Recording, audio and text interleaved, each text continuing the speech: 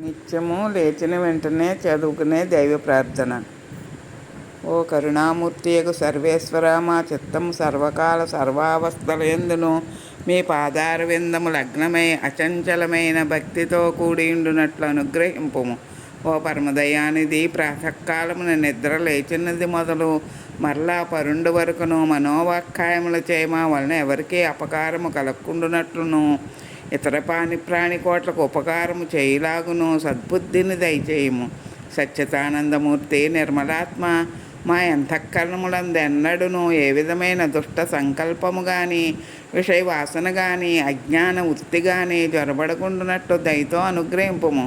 వేదాంత వేద్య అభయస్వరూప, మా యందు భక్తి జ్ఞాన వైరాగ్య బీజములు అంకురించి శీఘ్రముగా ప్రబుద్ధులకు ఆశీర్వదింపుము. మరి ఈ జన్మమునందే కడతేరిని సాన్నిధ్యమున కేతించుటకు మరియు శక్తి సామర్థ్యములు కరుణతోన సంగము.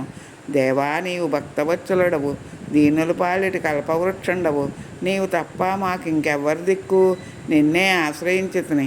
అసత్తు నుండి సత్తునకు కొనిపొమ్ము, తమస్సు నుండి జ్యోతిలోనికి తీసుకొని పొమ్ము. మృత్యువు నుండి అమృతత్వమును పొందింపు చేయుము. ఇదియే మా వినతి, అనుగ్రహింపుము. నీ దరి చేర్చుకొనుము. పాహిమాన్ పాహిమాన్ పాహి.